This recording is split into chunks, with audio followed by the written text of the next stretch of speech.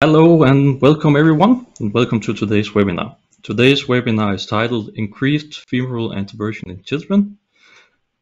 Can musculoskeletal modeling better inform clinical decision making? My name is Christopher Iversen and I will be the host of this webinar.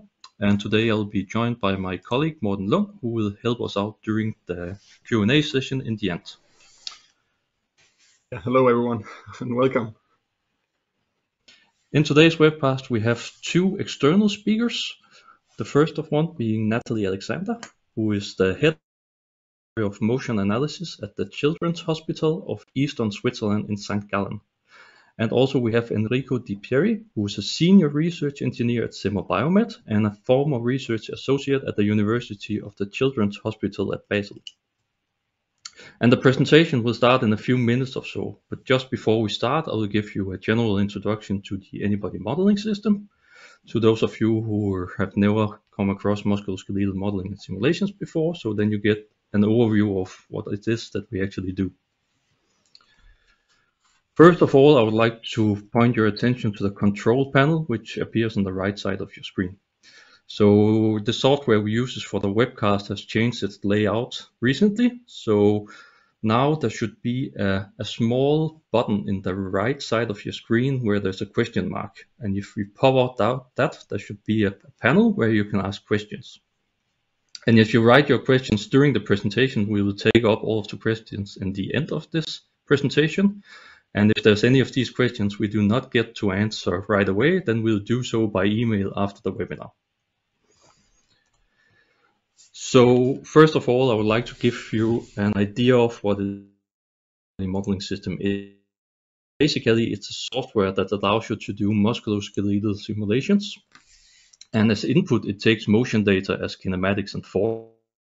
And as output, it's all of the internal body loads, so joint movement, muscle forces, and joint reaction forces. And right here, you have a screenshot from the actual software, so this can give you an idea of how the system actually looks. And at the moment, Anybody is used in a wide variety of areas and applications, one of them being movement analysis, product optimization design, sports, like sports optimization and optimization of sports equipment. It could be in ergonomics, orthopedics and rehabilitation, and also in assistive devices, as for example. And the typical workflow in Anybody could look something like this. So basically you provide some kind of motion that has been recorded with, for example, motion capture or have been generated synthetically along with some external forces. Then you use one of the body models which comes with the system or one of the body models that you can build yourself. And then you can combine it with some kind of environment model. And this environment could be everything from, as it is in this example, an exoskeleton, but it could also be something as simple as the floor. And then you combine everything and calculate it in one go.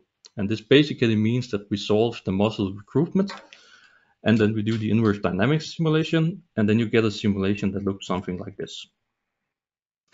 You can then output the results as the internal body loads. This will be muscle forces and joint moments, as I said before.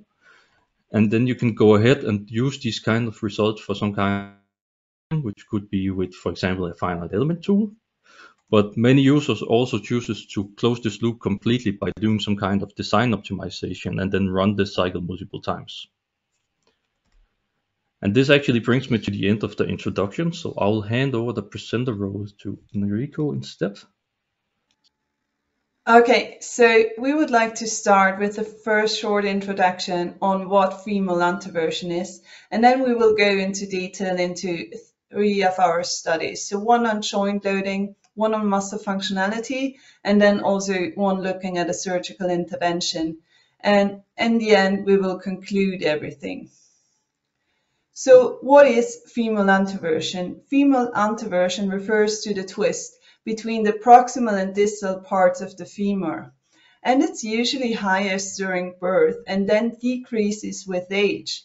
However, in cases when the increased femoral anteversion does not decrease during the last growth spurts and persists into adulthood, then we talk about increased femoral anteversion.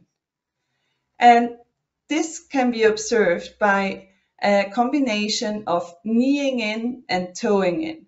And when you would tell the patient to direct the knee straight to the front, then also the toeing in resolves. When you want to see how this can be clinical assessed, then you would find a decreased external rotation of the hip, an increased hip internal rotation, and you could also use the trochanteric prominence angle test. However, the femoral torsion is also commonly assessed using imaging methods such as CT or MRI. So what's the problem now with an increased femoral anteversion? The increased femoral torsion is associated with a decreased function, pain, and also altered gait patterns, as you might see in this video. So when it comes to function, in this study, the authors found that the falling frequency in patients with increased femoral anteversions is increased. So during normal walking, they fall twice as often compared to controls, 3 times as often during fast walking, and even 4 times more often during running. In order to better position the femoral head, a common mechanism is to internally rotate the hip, which also then leads to this in-toeing gait pattern. So those are 2 of the common gait deviations in these patients. So the hip internal rotation is increased and we have an in-toeing gait pattern.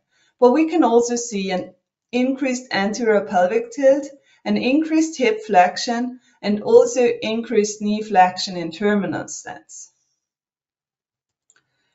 So what about the pain? Increased femoral anteversion is also associated with anterior knee pain, hip pain, patellofemoral instability, and was also linked to the severity of hip osteoarthritis. And this already brings me to our first study, where we looked at the joint loads. So, as I said, the femoral anteversion is associated with pain. So the question arises, is it also linked to altered joint loading? And one option to look into joint loading is to use musculoskeletal modeling to estimate those loads. So what do we know from the literature? In previous studies, they used a gait pattern and then modeled different values of anteversion, and that the authors found that the hip joint and also knee joint loadings increased with increasing torsion. However, what is when we consider the individual gait patterns of participants or patients? There is only little we know. For example, Enrico found in his study that with increasing torsion, the hip contact forces are more anterior and medial, but this was in a heterogeneous group. And in another study by Passmore et al., they looked at children with a malalignment. So this is a combination of an increased femoral anteversion, but together with also increased tibial torsion. But they only compared in terms of joint and contact forces the personalized torsion model with a generic model, and there they also found increased joint loads. But we don't know yet how joint loads are in a group of adolescents with increased femoral anteversion and how those joint loads are connected to the gait patterns. So this led us to the aim of our study. The first aim was to analyze the joint contact forces in patients with increased femoral anteversion compared to controls. And in the second aim, we also wanted to assess how the kinematic gait patterns, namely the hip rotation, the foot progression angle, and the knee flexion, are linked to joint loads. So in this retrospective study, we included 42 patients with an increased femoral torsion, but a physiological tibial torsion. the torsion was verified by CT scans. And we compared those to controls, of whom we also had imaging data, in this case MRI data, to verify that they had a normal torsion. We had 3D gait data of all our participants, and the kinematic and kinetic data was then used to be implemented into the Anybody modeling system. And in the next step, we used subject-specific modeling to morph the geometry of the femur to the imaging data of the individual torsion of each participant. So for the patients as well as for the controls. And how this is done has been previously described in a previous Anybody webcast, which you can also find over this QR code. So the parameters we looked into in this study were the femoral anteversion. We also looked at the clinical examination of the hip rotation by looking at the midpoint of hip rotation. And then, of course, the joint loadings from the hip and knee joint. And the kinematic gait patterns were, as discrete values, we used the mean interterminal stance for the foot progression angle, the hip internal rotation, and also for knee flexion. And we used statistical parametric mapping to compare either waveforms within the groups, but also to do regression analysis. So let's come to the results. The patients are presented in red and the controls in black. And below the graphs, you can see the areas where we found statistical significant differences. So as you can see, if there were differences, actually patients had lower contact forces compared to the controls for the hip. And we found the same for the knee joint as well. If there were differences, patients actually presented lower joint contact forces. So what about the regression analysis? Let's have first a look how the femoral torsion is linked to the kinematics. We only found a significant correlation with knee flexion and terminal stance, but not with, for example, hip internal rotation or the foot progression angle. In contrast, the clinical examination hip rotation was significantly correlated with the hip internal rotation and also the foot progression angle. But neither of the two values was correlated with hip or knee joint forces. Then looking at the different gait patterns, so hip rotation, knee flexion, and the foot progression angle, we only found significant correlations with the hip contact forces for the mean knee flexion in terminal stance. And similar for the knee contact forces. Again, only the gait pattern, the mean knee flexion in terminal stance was linked to the knee contact forces. So in the next step, we made a subgroup analysis where we grouped the patients with increased knee flexion and those with normal knee flexion, and also compared them to controls. And what we found is that those patients with increased knee flexion had actually a higher femoral anteversion compared to those with normal knee flexion. They also had more posterior knee joint forces and a higher quadriceps force on the patella. However, in comparison to the controls, we only found limited differences. Nevertheless, those differences we found might be relevant in terms of anterior knee pain. So, comparing our data to the literature, in contrast to modeling torsion irrespective of gait alterations, patients, when we consider their individual kinematics, actually present lower knee and hip joint forces.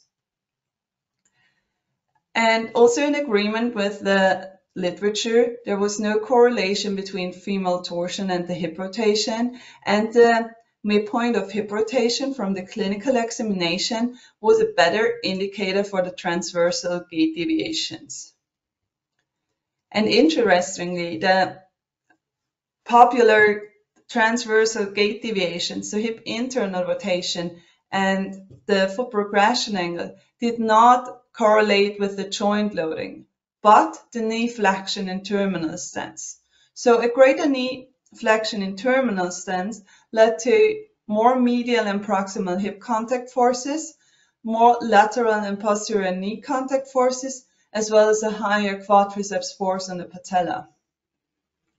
Well, that's kind of not so new, because actually we know from the literature that with increasing knee flexion, we also have increasing patellofemoral compression forces, and also that an increased quadriceps force contributes to larger tibiofemoral and patellofemoral joint loadings.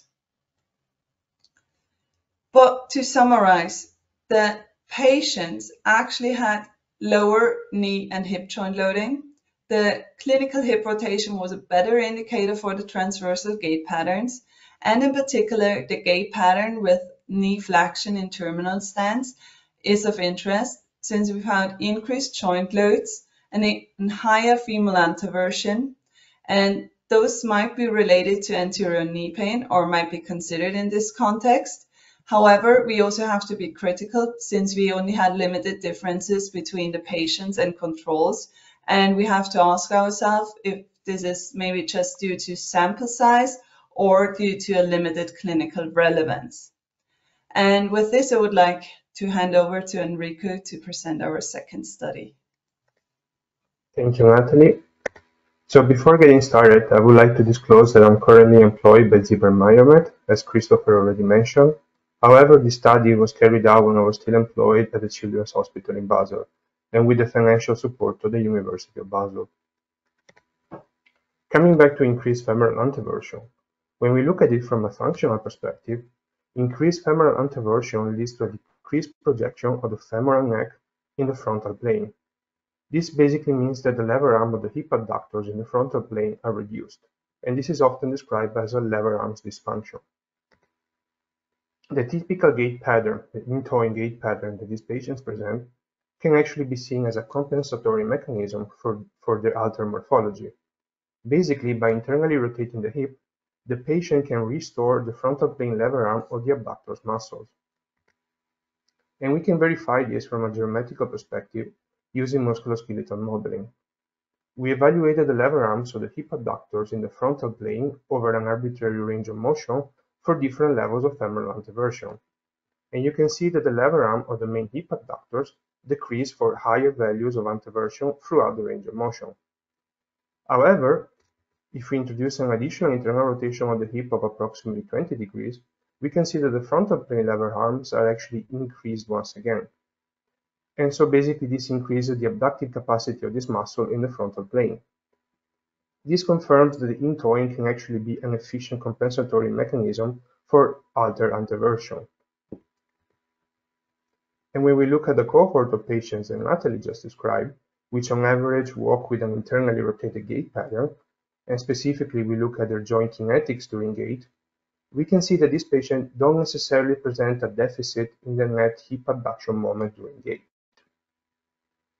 However, we still don't know what happens to the individual muscles during gait, and possibly by better understanding what the individual muscles are doing, we can understand some of the symptoms and the functional problems that these patients usually report.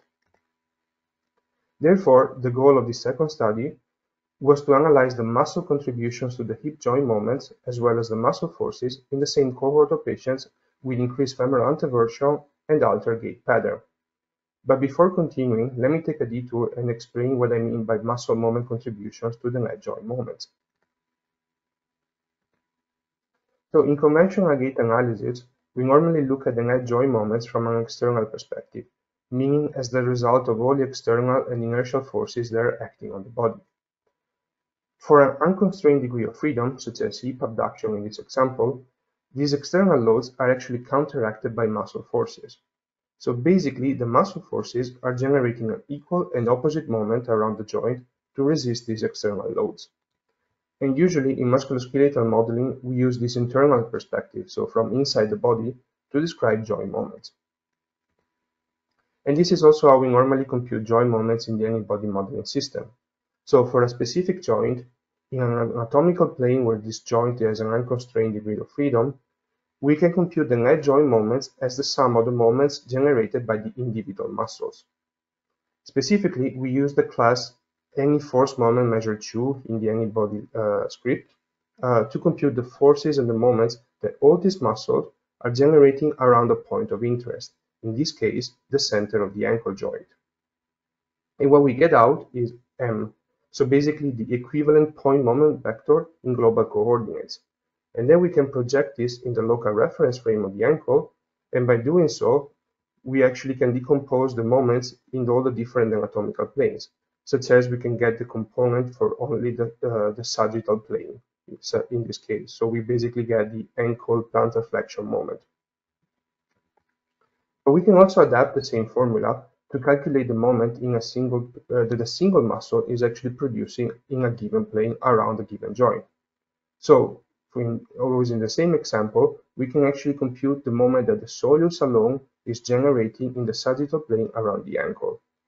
Or in other words, we can basically see how much the soleus is contributing to the net ankle plantar flexion moment here in black.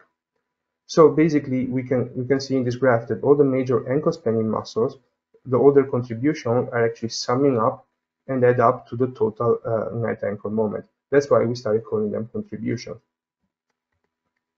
This is actually particularly useful for biarticular muscles, for instance the gastrocnemius here, because it allows us to better understand which are the specific joint movements that these muscles are driving or resisting in complex multi-articular motions such as gait. And is also useful for muscles which are not confined to a single anatomical plane, such as the glute muscles around the hip. The glute present lines of action which span all three anatomical planes, and so it can be tricky to understand which specific motions they're driving around the hip joint during a complex movement. And computing the moments that these muscles are producing in individual planes can give us a better understanding of their functional role during a complex task. If you want to see another example of how to interpret these muscle moments in a pathological gait pattern, you can also have a look at this other article. But let's come back to our study. As I mentioned, we want to analyze muscle moment contributions to the hip joint moments and muscle forces in patients. And we want to compare them with healthy controls that present a normal anteversion values and a normal gait pattern, and to an hypothetical scenario in which the gait of the controls was modeled with the anteverted femoral morphology. This hypothetical scenario was used to identify potential pathomechanisms in a normal gait pattern. Or in other words, we wanted to understand why these patients might choose to walk with an internally rotated gait pattern rather with a normal one. So we analyzed the previously described cohort of 42 patients and 9 controls, and we further created a group of hypothetical patients with the same gait pattern as the 9 controls, so literally starting from the same motion capture data of the 9 controls, and with a femoral morphology that matches the mean value of our patient cohort of 40 degrees. We use the same methodology described earlier on by Nathalie, with motion capture data as input to our simulations, and we morphed the geometry of musculoskeletal models to reproduce a nominal value of femoral anteversion. So we started by comparing the net hip moments using statistical parametric mapping, and we reported the time intervals of significant differences as shaded vertical bars here in the graphs. As mentioned earlier, there's no difference in the net hip abduction moment between patients and controls. However, there are some differences in the net transversal moment, with patients presenting a reduced net external rotator moment in mid-stance and in mid-swing compared to controls. It must also be noted that since the hypothetical patients were modeled starting from the same motion capture data as the controls, they also present the same net joint kinetics. And when we calculated individual contributions of all the hip muscles to the mid-hip abduction moment, we obtained results like this one, showing how much each individual muscle is contributing to the net moment around the joint. And we did this for all the 3 different scenarios we investigated. But let's have a closer look at the most interesting differences. When comparing patients versus controls, we found significantly lower gluteus medius abductive contributions. At the same time, there was also less adductive contribution required by the hip adductors. So overall, there was less co-activation of these 2 muscle groups, and the resulting net abductive moment, which is here reported again as gray line, remained comparable between patients and controls. However, there was a significant effect on the transversal plane kinetics. We said before that the patients present a reduced hip net external rotation moment, again here reported as gray lines, and we can now see that all the glutae also present altered transversal plane moment contributions compared to the controls. You can see here throughout all the glutae. And when we look at the muscle forces instead, patients require significantly lower glute adductors and hamstring forces compared to the control group. To recap, patients presented altered muscle contribution in the frontal plane, but the net moment was comparable, which means that they don't necessarily present any net functional deficit in the frontal plane while they're walking with their chosen gait pattern. The lingering alterations in the transversal plane could be an indication that these patients are not able to completely restore a normal kinetic of the hip, even when they're in-toeing. This might be associated with some of the disturbances that these patients still report. Finally, they require lower muscle forces as a result of the combination of their altered morphology and their altered chosen gait pattern. This is in agreement with previous literature that reported no difference in the fatigue onset time between patients and healthy peers. At the same time, lower muscle forces could also explain why they present overall reduced joint loads, as it was discussed earlier on by Nathalie. When we compare patients with the hypothetical patients instead, we can see that the moments that the abductors and the adductors are generating are actually similar or even larger when they're walking straight compared to an internally rotated gait pattern. This means that it doesn't really matter in which way these patients walk. The muscles still present a similar functionality, like a similar role or similar control of the hip, at least in terms of frontal plane kinetics. However, these muscles also require higher forces to generate such comparable moments. So this makes walking straight less convenient, which confirms previous theories about abduction lever arm deficiency. And when we look at the transversal plane, walking straight actually requires larger simultaneous contribution by both the hip internal rotators and external rotators. Basically, in order to walk straight, this patient will need to co-contract these muscles to maintain a kinetic balance around the hip in the transversal plane. And if we have a closer look, we can see the larger externally rotating contribution is required by the deep external rotators, and this is counteracting larger internally rotating contribution by the gluteus medius anterior and by the tensor fasciae latae during terminal stance.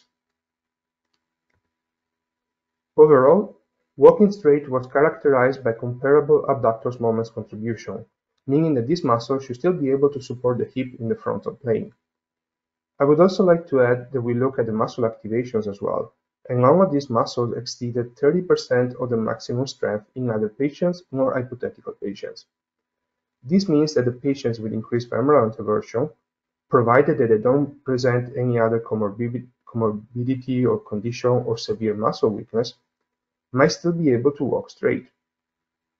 This opens up some opportunities to try to help these patients without intervening surgically. For instance, conservative treatments such as targeted muscle strengthening on the deep external rotators or the glutae might help them to achieve a more normal gait pattern. However, we would also need to better understand what's happening during other more demanding activities of daily living, such as running. And let's also remember that walking straight comes with some drawbacks for these patients. As mentioned before, the required muscle forces are higher, which confirms previous theories about lever arm dysfunction. This is also in agreement with previous modeling studies, which reported higher joint contact forces for more anteverted morphologies with a normal gait pattern. And these higher joint loads could actually be an issue for these patients. But for me, the most important finding was actually the last one. Muscle co-contraction is required to maintain a kinetic balance in the transversal plane when walking straight.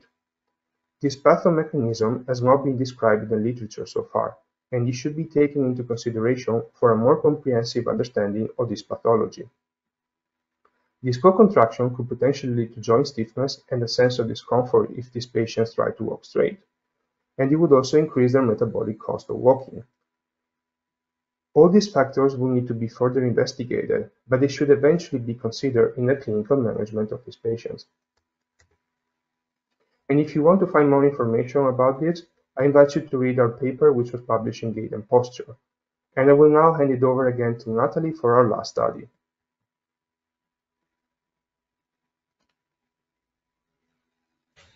So now what can we do if patients have an increased femoral anteversion?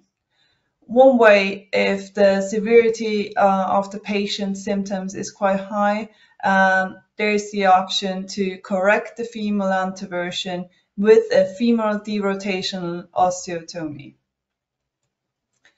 And it was shown in the literature that the femoral derotational osteotomy can improve the pain and activity scales of patients, and also improved kinematics have been reported, especially in terms of the hip rotation and the foot progression angle.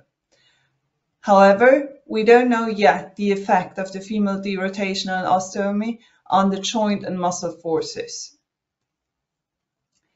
So we could include 17 patients in this retrospective analysis. They all had a gait analysis pre and post the surgery, and we again compared them to the controls. We use the same method as before, using our gait data to create personalized musculoskeletal models in combination with the CT data. And again, we use statistical parametric mapping to compare the two groups. So let's dive right into the results. First, I still want to start with the kinematics, since they're of all the basis of everything that's below. Here you can see the pre-operative compared to the controls for the knee flexion, hip rotation, and the foot progression angle.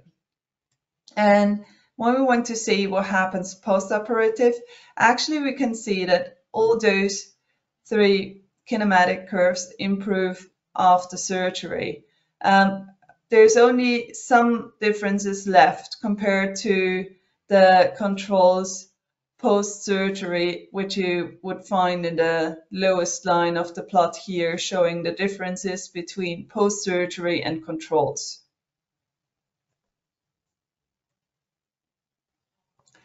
So the reported improvement we found are also in agreement with those that were reported in the literature previously. So what happens at the joint level? First on the left side and in the middle, you can see the hip contact force and the knee contact force respectively. And we can see that again, as we heard in the first study, there are not a lot of differences between the patients and controls, and if so, patients actually had lower joint forces, and those forces remain rather unaltered as well after surgery. However, when we look at the quadriceps force on the patella, we see a significant reduction from pre to post surgery.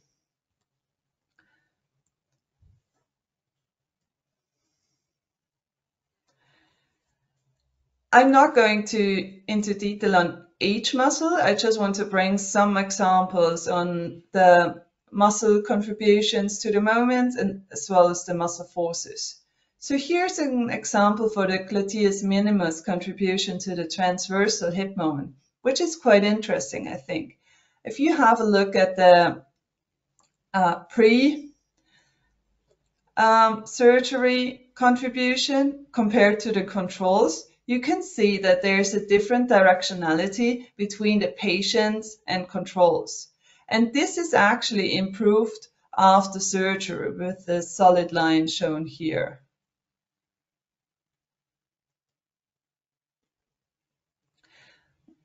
when we look at the muscle forces,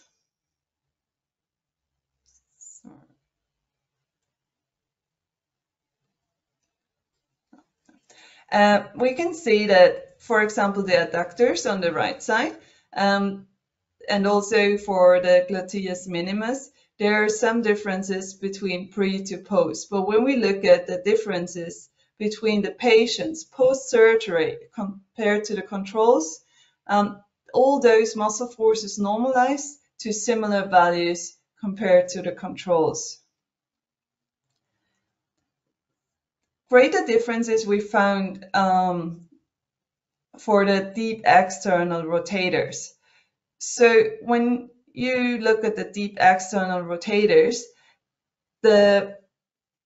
those forces actually decreased from pre to post surgery. And this means that the post surgery values are significantly lower compared to those of controls. On the other hand, when we look at the rectus femoris, we see a significant reduction from pre to post and similar values between post-surgery and controls. So to summarize in terms of muscle function, almost all muscles improved after female derotational osteotomy, except for the deep external rotators, which might be some lingering compensation mechanism. We don't know yet. When we've found the improved knee extension in terminal stance, which also led to the decreased quadriceps force on the patella, also linked to a lower rectus femoris muscle force.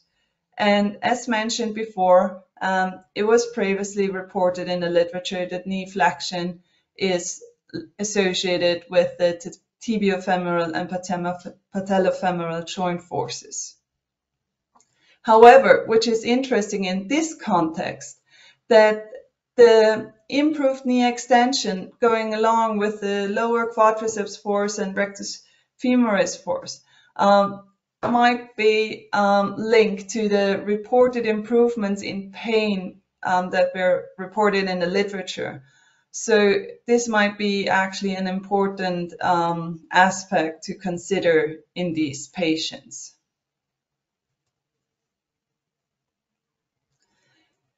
So in this final study, we could actually link everything together. So we looked at the joint forces and muscle forces and also muscle moment contributions.